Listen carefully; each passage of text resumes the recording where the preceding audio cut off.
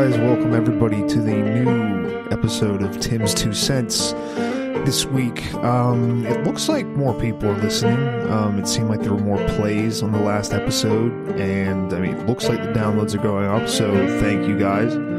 This will be episode 11. Last week was obviously episode 10, which I didn't really make a mention of, but I'm surprised I've done it for this long. I'm surprised that I've committed myself for this long. It's a lot for me, guys, to be able to do this. But now, thank you, anybody who's listening. Thank you, especially if you have been listening for a while. Thank you for sticking around. Thank you for coming back. I'd love to hear from you guys on Twitter. You can get me at Baker's Dozen 93 on Twitter. That's probably the best way to get into touch with me, as far as whether you want to complain about the show, tell me I did something well, or give me suggestions for stuff to talk about. Probably the best to get me on Twitter. I will probably notice any comments you make on a YouTube video, but it'll take me a while longer just because I just don't pay as much attention to YouTube. I kind of have a natural aversion to any kind of YouTube comments just because I know the kind of trash that's normally there. But I would never call you guys trash, I would never on air, I should say, call you guys trash.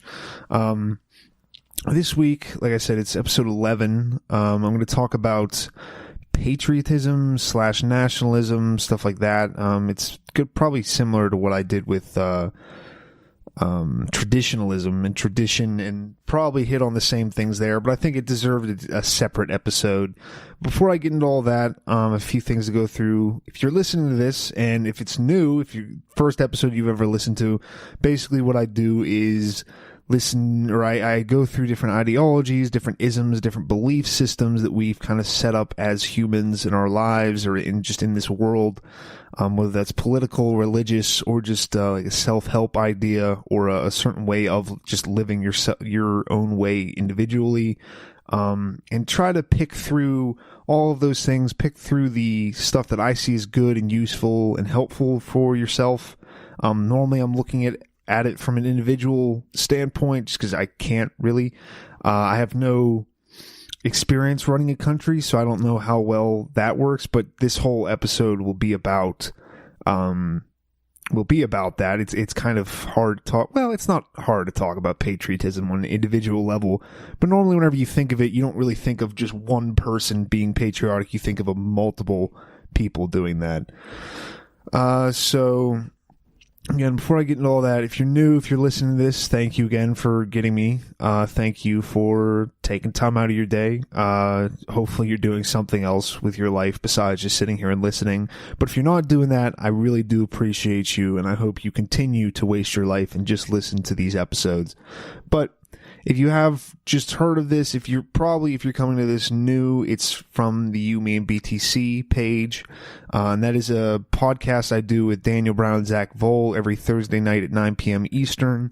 That is a live show, so if you like live shows, if you like people talking to each other, if you like conversations, definitely check us out there. If you haven't already heard of that, we normally will have a guest about every other week, and we have them come on, just kind of shoot the shit with each other.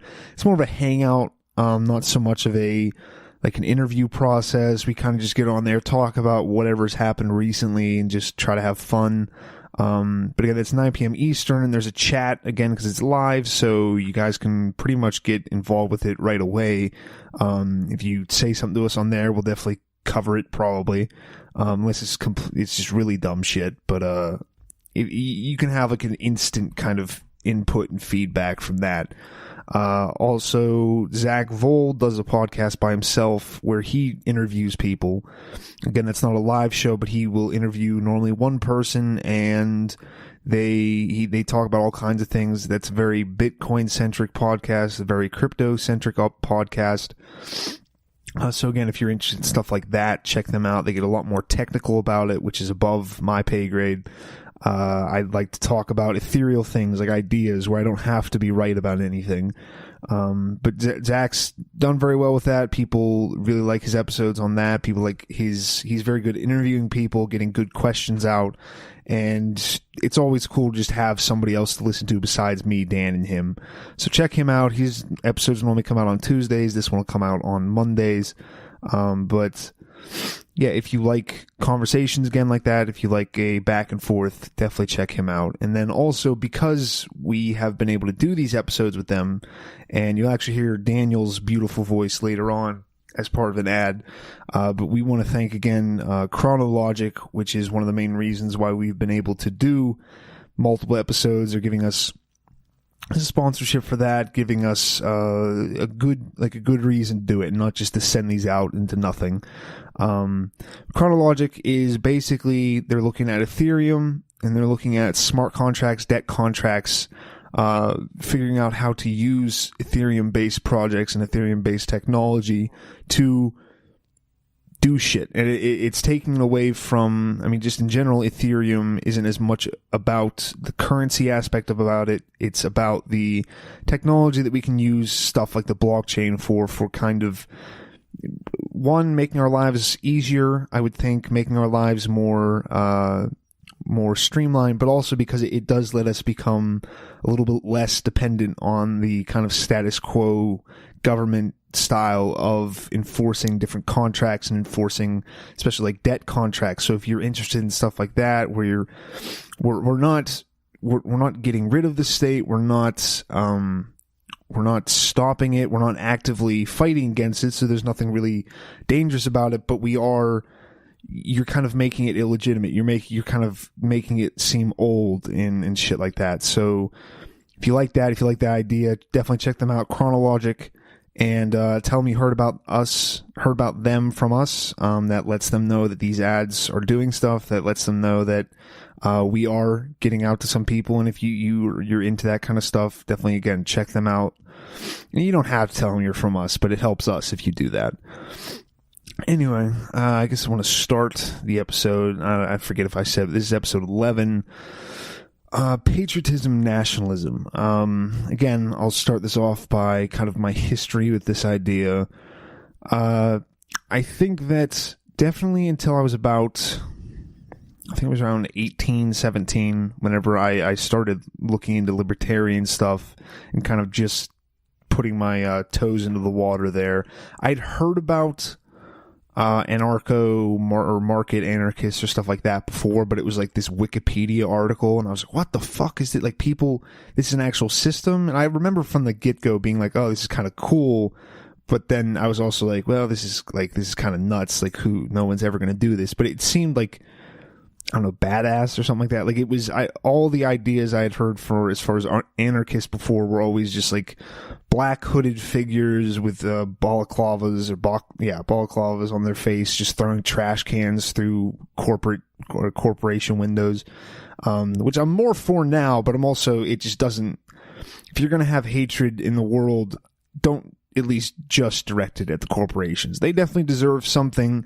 They deserve something for being some kind of a protected kind of party in our society, but they're definitely not the worst. If you're looking at, Starbucks has never put a gun to somebody's head and force them to give them 50% of their income. They may use labor that is not completely on the up and up, and they have bad business practices, but they're not like literally just stealing and killing people. So, but anyway, before I started looking at libertarian stuff, and before I started getting into, the government and a kind of a forceful, an involuntary government is kind of illegitimate if you look at it from any kind of a moral standpoint, regardless of if it works or not, regardless of if it is useful.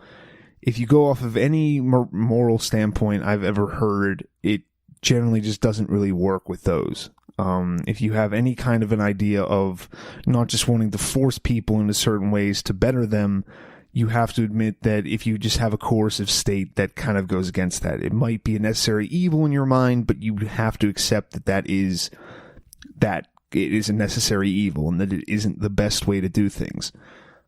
Before all that, patriotism, nationalism, it was a pretty big part of my life from about 15 till 17. That was pretty much my plan, was to go enlist in the military, because I believed that would be the best use of my life, that would be the best use of my time, that would be the best use of my body, would be fighting the U.S.'s wars. Part of it was, I believed it would be protecting people, but also I did kind of go in with that whole, well, we need to be powerful, we need to be exert our influence across the rest of the world for those people's sake. that all to say is that, I mean, I've definitely had some changes on the thoughts. I've had the changes, and it's not like I ever actually signed up. I was just like, yeah, that's definitely what I'm going to do after high school. I wrote a couple papers on that as far as our school was asking us, well, what do you want to see yourself doing in 5 years? And I labeled out, like doing basic, then airborne school, then ranger school, and then going in the Rangers, because that was the only kind of higher tier group that would allow someone with my bad of eyesight to get in. So I was always planning on the Army. I was always kind of planning on doing that with my life. So nationalism, patriotism, I definitely understand it. I get it. I definitely have a different view of it now. First off, just to make the distinction, I don't really fall in with this whole thing. I think I found a quote earlier. I'm not exactly sure who it's from. Sidney Harris, Sidney J. Harris, and he says the difference between patriotism and nationalism is that the patriot is proud of his country for what it does, and the nationalist is proud of his country no matter what it does. The first attitude creates a feeling of responsibility, but the second feeling of blind arrogance. The second is a feeling of blind arrogance that leads to war. No, fuck you, Sydney. That's not, like, maybe you can say that that's what it's supposed to be, but if someone who wanted to use nationalism as a good thing would just say the opposite thing, they just say, well, nationalism is for actually believing in what your country stands for. Patriotism is just blindly listening to what they say. And they're both the same thing. They're both, especially if you're looking at what actually happens in the world, what people actually do with it. Patriotism doesn't do anything besides make us okay with bombing people and then just selling American flag t-shirts. There's nothing as far as, like, actually making a discernible change in most people's lives and how they view the government comes from patriotism. The Tea Party and taxed enough already. They never complained enough about anything. They never actually did anything. It's just, we're going to walk around and then we're going to say that we're from 1776 and this is the nation's founding and we're tired of Obama and we need all these new things. And then they just elected Paul Ryan, and that did a lot. Real good there, guys. Super helpful, super changing. I mean, at least the alt-right people were like, fuck it, let's just throw Donald Trump in there and just piss off everybody. But I mean, the Tea Party didn't do shit at all. And again, coming from my background, coming from already wanting to go in the military, coming from a Christian household, coming from a pretty conservative church, most people were cool with that. Most people were like, yeah, no, go in the military. This is great. You get all this funding. You get to protect the nation, whatever. But I don't see this difference between patriotism and nationalism. You can make any argument you want as far as what the different words mean.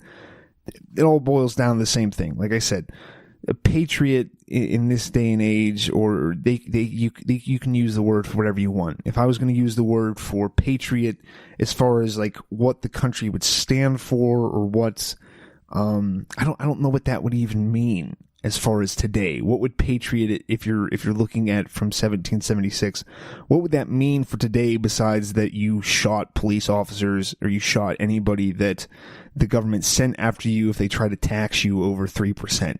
Like, we started a war like 10 years or however many years after the country was founded. The farmers did over a whiskey tax, and now we just have way more fucking money taken from us. But as far as, like, if there is a difference in patriotism and nationalism, I don't see it. I don't understand I do understand making the difference, because nationalism and nationalistic definitely has more of a negative connotations. I think in our current society, even in the past decade, normally we look at nationalism as just hate of another country, and patriotism as liking your country and liking the country you're in. But they both kind of play off the other one. If you hate other countries, you're probably going to like yours. And if you like your country, generally people don't like other countries. Maybe it's not as strong as hate, but that's definitely comes into it sometimes. The guy walking around with a American flag hat and a t-shirt with red, white, and blue on it isn't going to be like, generally isn't going to have a nuanced approach to something like Syria or Iraq or Afghanistan or Russia or anything like this. Well, this is what we're going to do, and then we're going to fucking kill them. We kill them, and it just, maybe not that. They're probably a little bit more well-spoken than that. I shouldn't just... Well, it doesn't fucking matter. I can do whatever the fuck I want. That's why I do the show by myself, is so I can just make fun of completely illogical and unfounded stereotypes. But again, all that to say, I don't really see a difference too much. So I want to clear that up as far as what is patriotism versus nationalism. I see both of them as just having a specific love for the country that you are in and wanting to see that country be self-ruling and to possibly have influence on other countries, to grow in wealth, to grow in power, to just do better than the rest of the other countries.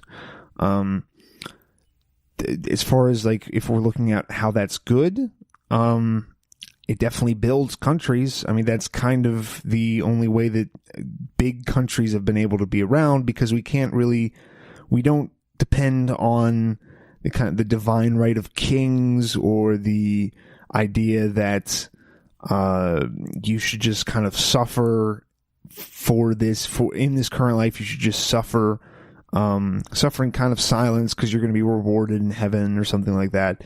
We generally, most countries, if they are nationalistic or if they are at all present on the world stage as far as changing things, the way they get the population behind them is by kind of promoting a national identity and a positive national identity.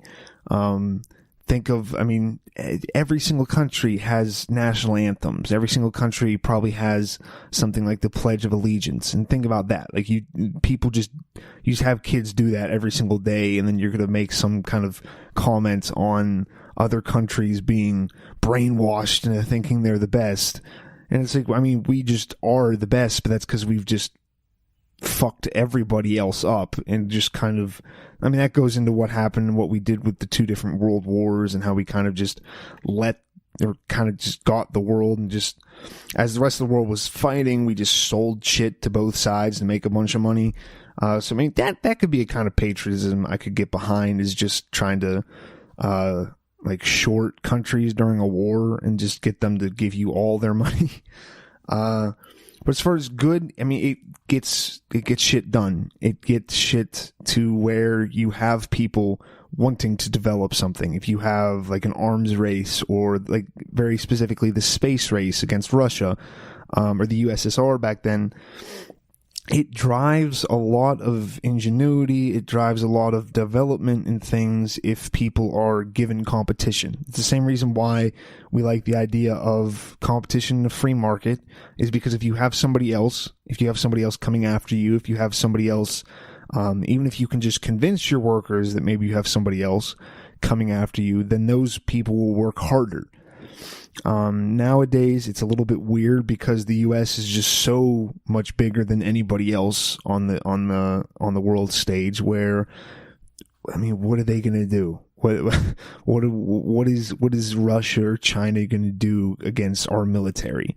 Like, yeah, I mean, their military's kind of big, but I think our navy is bigger than every single other country's navy combined, or something like that. I mean, it would, like, not even the British had that kind of advantage. Maybe they did, but I don't think the British, back whenever they were the big world empire, even had a navy that was that comparatively just so powerful compared to the rest of their neighbors. As far as, again, good, it something of a civic. It does promote a wanting to lift your nation up. If you are coming from this viewpoint that you want to make your country stronger, it's very beneficial to have people just believe that it's stronger. Fake it till you make it works well for a lot of things, and it definitely works for a country, because if you don't think that your country is the best, or if you're worried about it being the best, you will focus and work a lot harder than if you just go, oh, I mean, it doesn't really matter. I mean, we could let the Chinese win, we could let the Russians win. It doesn't really matter. Whatever happens, happens, right, guys? I mean, that doesn't benefit that country, that doesn't make for good innovative, like a good innovative field where there isn't that kind of competition, there isn't that desire to be better than somebody else. And that's, I think, where most of the good for the good from patriotism or nationalism comes from, is that it incentivizes people to work harder for their country. And then also it gives us, like I was saying before, a civic identity. It gives people something to believe in. It gives something to somebody. It gives you something to be your God. And that gives you kind of like a purpose in life that keeps you from just getting listless and just going, well, I don't really know. I'm not really sure what I want to do. I could maybe do this and then not really for that long.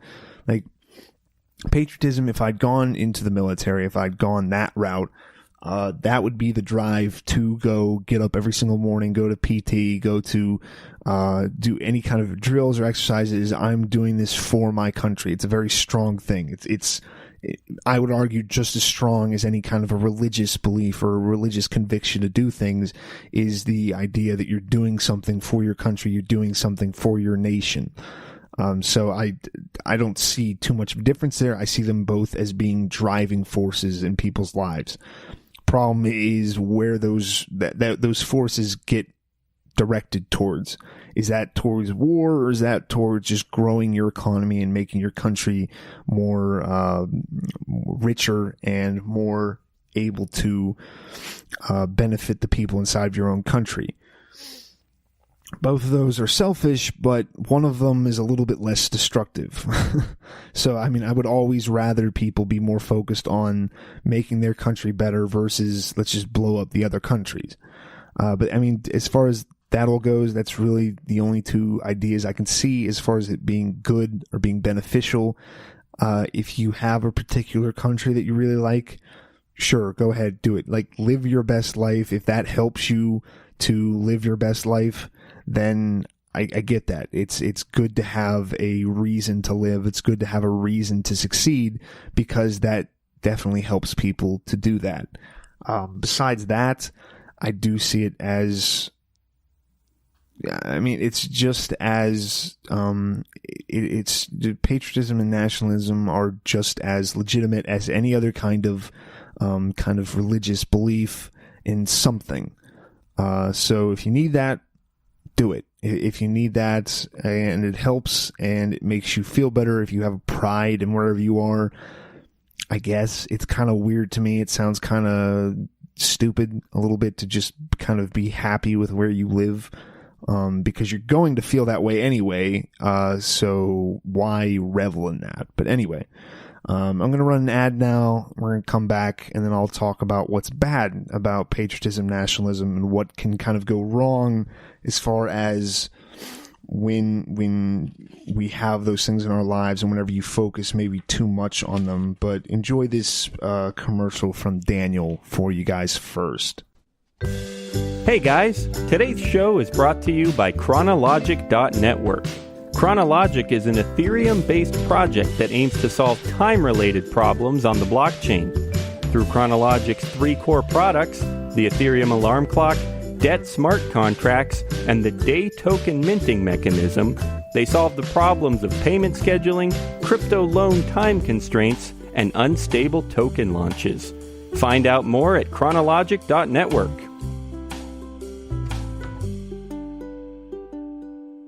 Okay, hope you guys liked that. Hope you guys liked hearing Daniel again, because you're never going to hear him again, because he's an anti-patriot, and I've already ordered his murder over the online. I've paid 3,000 bitcoins to have Daniel taken out for his crimes against the state.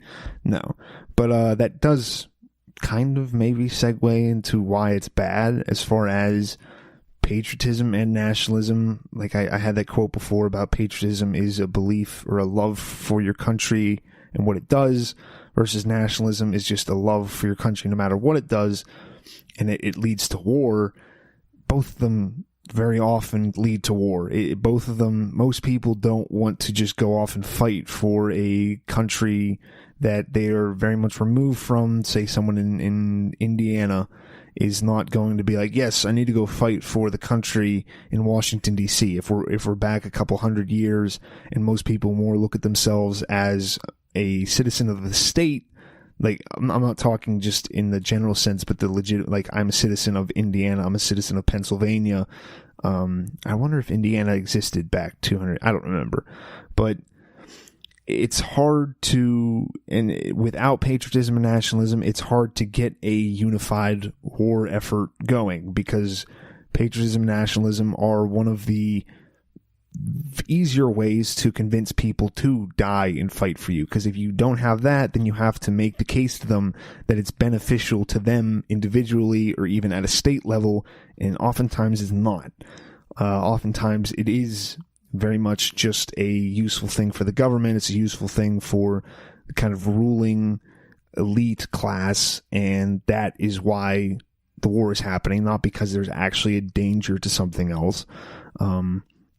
So I see patriotism and nationalism as mostly being used to push things like that forward, push things forward. Like, we have to pay your fair share of taxes, or you need to volunteer, do things for the government. You make sure you go out and vote, because that's going to make a difference.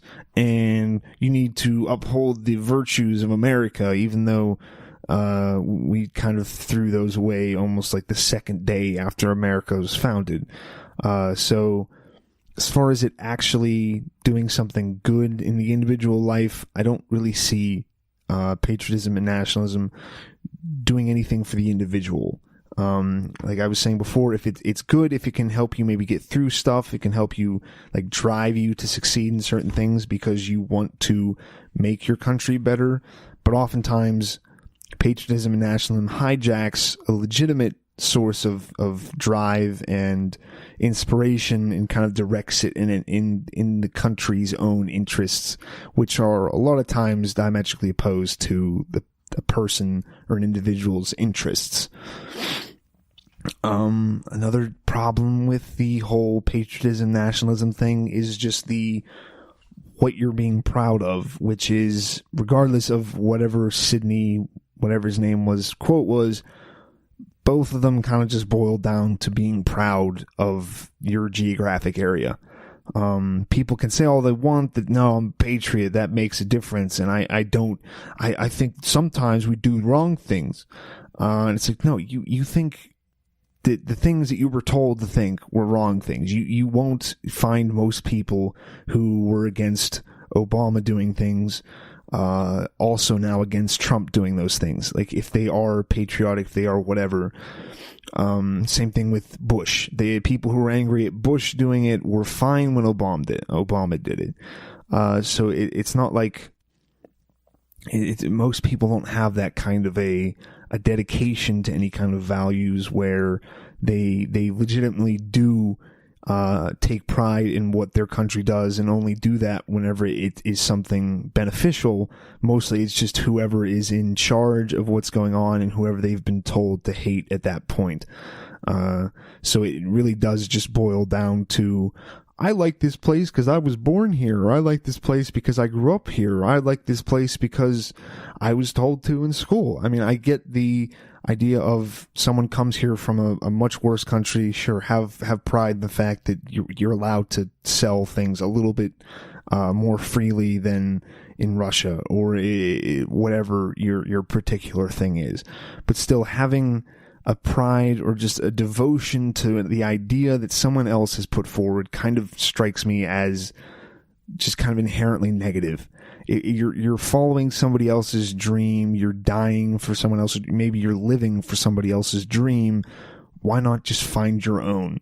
Why do you need to hop onto somebody else's dream to help push that forward? Why not just come up with your own? Come up with some kind of purpose on your own. I get that's hard. I'm not saying I've figured that out, but as far as it being a good thing, I don't see that. I don't see patriotism or nationalism as something that benefits the individual anytime. Maybe you can even, I'm not even arguing that government services or having a government isn't beneficial for an individual sometimes, but the love of a government or the love of a particular geographic area has never benefited an individual in any way that I can see. So yeah, I don't see that as being a like a legitimate reason to support it, a legitimate reason to think that patriotism or nationalism is okay, because I don't see it as ever having done what it purports to do. Again, I mean, that's pretty much all I have to say about that. If you have a reason why it has helped you or it has benefited the individual to be patriotic, or just to take like glory in your government or in your nation, tweet me. If you think I did a good job, tweet me. If you think I'm a retard, tweet me. If you think I should shut the fuck up, tweet me. I'd love to hear that, because then that would actually give me some drive to continue doing these. Either that, or somehow tie them into how you want to create a country where I am the emperor king god, and or emperor god king. And then maybe that'll definitely drive me forward, because then I'll be like, I get all this power, which is just great. Because that's mostly what this shit is. It's patriotism, nationalism. It's a way to legitimize somebody else's power. And I don't like that for the individual. I don't think it's beneficial. But again, guys, thank you for listening. Thanks for tuning in. Hope to hear you or see you guys next week, or speak to you next week, I guess. Again, check out the Yumi and BTC podcast. We do that live every Thursday night, 9 p.m. Eastern. And also check out Zach Voll's podcast called The Coin Pod. I don't think I mentioned that before. Comes out most every Tuesday or Wednesday. And give them guys some love on Twitter too. Thanks, bye, and have a good day.